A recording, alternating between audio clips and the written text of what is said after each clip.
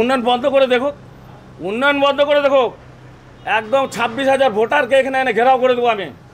আমার নাম দিলীপ বর্মন। কিন্তু বড় কোনো মিটিং হলে দিলীপ বর্মন একজন আসে, 3,000 4,000 লোক এনে জমায়েত করে। ঠিক আছে, ওটা মাথায় রাখতে লাগবে ওনাদেরকে।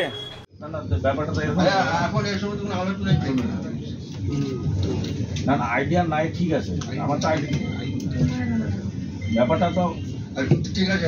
আমাদের কাজ পরিচালনা করতে দিন। কাজটা তো আমার তো তাহলে কাজ না এই মুহূর্তে না না, আমার পরশুদিন বিল্ডিং ভাঙতে গেলে বিল্ডিং ভাঙাটাও আপনারা বন্ধ রাখলেন। কে এখান থেকে ফোন করলো যে ওই বিল্ডিংটা ভেঙে দেবে? ভাঙা বিল্ডিং না, অর্ডার হওয়ার পর তারপরে কি করে হচ্ছে? খাটালের ক্ষেত্রে তো তাই হচ্ছে আমার ক্ষেত্রে। তো আমার দোষটা কোথায় আছে আপনারা তো বলবেন। তো বলা যায় না তো আমি বলবোটা কোথায়?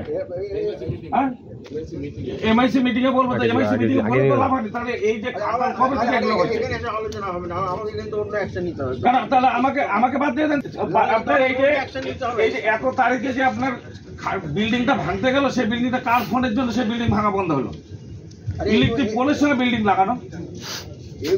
কোথায় বলবো আপনারা বলেন, সেই জায়গায় গিয়ে বলবো আমি। তাহলে আমাকে বলেন তো, তাহলে আমি জানি না অনেক কিছু।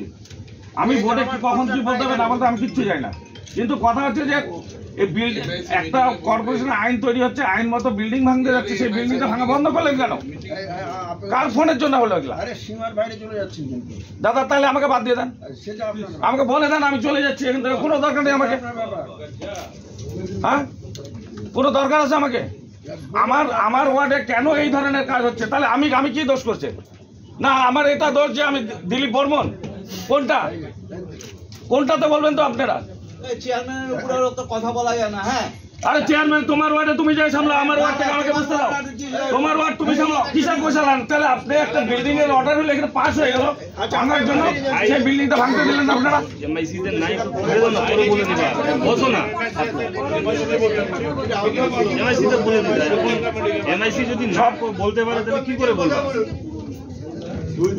যদি চেয়ারম্যান বলছেন দুইটা না, যে বিল্ডিংটা পরশুদিন ভাঙতে গেল সেই বিল্ডিংটা ভাঙা বন্ধ হলো কেন সেটা বলেন আমাকে। সেটা কি এখানে আলোচনার বিষয়?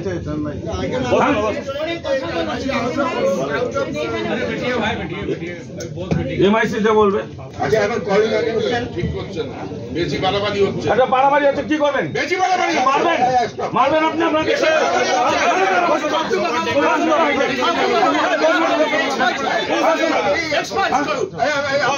মারবেন আমাকে, কোনো অসুবিধা না। বেড়ে যাবো, কি আছে? কি আছে? বেড়ে যাচ্ছি আমি। ঠিক আছে, নাটক আমি করছি না, নাটক আপনারা করতেছেন। ঠিক আছে, নাটক আপনারা করতেছেন। ঠিক আছে, আমিও দেখবো এটা। হ্যাঁ, আমিও দেখবো। আপনারা তো ওখানে আমিও বলছি না। ব্যাপারটা হচ্ছিল, আমার একটা প্রশ্ন ছিল। বিগত 22 সাল থেকে আমি যখন বোর্ডে আসি, তারপরে রামশাখা সর্দারের একটা খাটাল নিয়ে অভিযোগ ছিল এবং সেই এলাকার লোক আমাকে কমপ্লেন করে এবং লিখিত কমপ্লেন করাতে আমি কর্পোরেশনকে দায়িত্ব দিই যে খাটালটা উঠানোর জন্য। তো আপনারা ভাবতে পারেন যে রামশাখা সর্দার একটা হিন্দিভাষী লোক, আর খাটালের চারদিকে যারা থাকে তারা যদি বাংলাভাষী হতো একটা আলাদা কথা ছিল, যে বাঙালিরা চাপ দিয়ে তাকে উঠাচ্ছে। কিন্তু সেখানে একটা জিনিস, যে চারদিকে হচ্ছে সব হিন্দি ভাষাভাষী মানুষের বসবাস। এই খাটাল নিয়ে অনেকবার মিডিয়া করা হয়েছে, অনেক কিছু করা হয়েছে।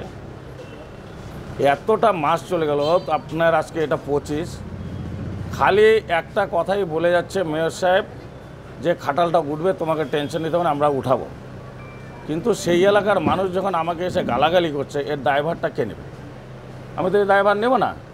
কিন্তু যখনই খাটালের ব্যাপারে বলা হয়, ওনারা খালি এড়িয়ে যাচ্ছে। মাঝে একটা ওনারা বলল যে গত মাসে 15 তারিখের মধ্যে খাটালটা উঠানোর কথা ছিল, এবং সেখানে আমাকে বললো যে ওরা এক জায়গায় খাটাল বানাচ্ছে, আমরা খাটালটা সরিয়ে নিচ্ছি, তুমি চিন্তা করো, কটা দিন টাইম দাও।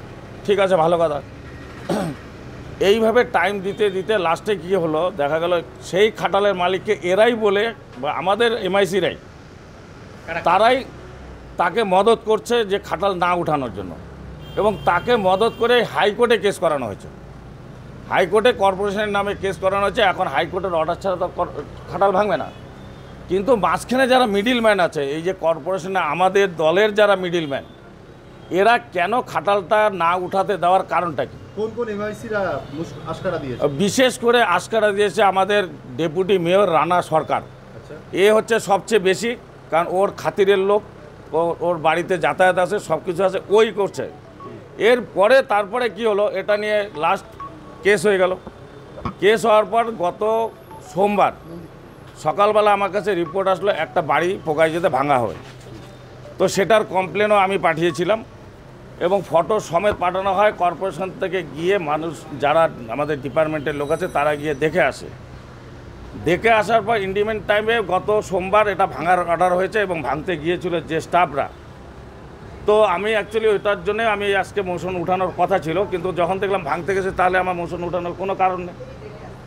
কিন্তু যখন ছাদে উঠে ওরা ফুটা করে দিয়েছে চারদিকে, এবং তারপরে এখান থেকে রানা সরকার উনি ফোন করাতে সেই ওখানে ভাঙা বন্ধ হলো, মানে ডেপুটি মেয়র। আর ওনার কি স্বার্থ আছে যে সেই বাড়ি ভাঙলে ওনার অসুবিধাটা কোথায়? আর আমার একটা কথাই যে 46 নম্বর ওয়ার্ডের জনসাধারণ আমাকে ভোট দিয়ে জিতিয়ে নিয়ে আসছে, কিন্তু সেখানে আমার কথা চলবে না, রানা সরকার গিয়ে কথা বলবে। রানা সরকার ওই বিল্ডিং বাঁচালে ওনার কত টাকা লাভ হবে সেটা ওনাকে বলতে হবে। এবার আর্থিক লেনদেন হয়েছে, আর্থিক লেনদেন না হলে তাহলে কেন ওগুলো করতে যাচ্ছে? আমার ওয়ার্ডে আমি বুঝবো না কোথায় ভোট বাড়াতে হবে, কোথায় কমবে না কমবে আমি জানবো তো সেটা। আমি 6000 ভোটে লিড করেছি, কিন্তু ওনাদের মতো যে 2000-3000 ভোটারের মাঝে দাঁড় করে আমি জিতে আসিনি কিন্তু। আর আমি কিন্তু পুরানা কোনো কাউন্সিলর না, নতুন কাউন্সিলর। আর আজকে আমার কথা মতো ওখানে চলবে না, কিন্তু আমার একটাই সন্দেহ হচ্ছে, প্রথম দিন থেকে দেখে আসছি যখনই আমি কোনো কথা বলি এরা আমাকে চুপ করার ব্যবস্থা করে। আজকে আমাকে রানা সরকার ধমকি দিয়ে বলে বের করে দেন এনাকে, যেহেতু আমি এই কথাগুলো তুলছি যে এটা কে করছে, খাটাল এবং বিল্ডিং ভাঙা, বেআইনি নির্মাণ ভাঙাটা বন্ধ কে করলো, যার জন্য আমাকে ধমকি দেওয়া হলো। আমি রাগের চোটে বের হয়ে আসছি। সেটা রানা সরকার। মেয়রের ভূমিকা কি? মেয়রও রেগে গেলেন যে তুমি বের হয়ে যাও। তো মেয়রও বলছে যে বের হয়ে যাও, রানাও বলছে, দুজন মিলে চোরে মাস্তুতো ভাই। তো মাস্তুতো ভাই যদি না হয় তাহলে ভাঙা বন্ধ করলো না কেন? আজকে থেকে আমিও এটা বলছি, যদি অন্য জায়গায় কোনো বিল্ডিং ভাঙতে যায় তাহলে আমিও বলে দেখবো যে ওটা ভাঙা চলবে না, এটাই চলবে। সব কি টাকার খেলা চলছে? টাকার খেলা ছাড়া কি হবে? তাহলে আমার কথাটা হচ্ছে, যে আমার কোনো লোক না আমাদের বিরোধিতা করে তার সঙ্গে কিসের খাতির সেটা বলুন না।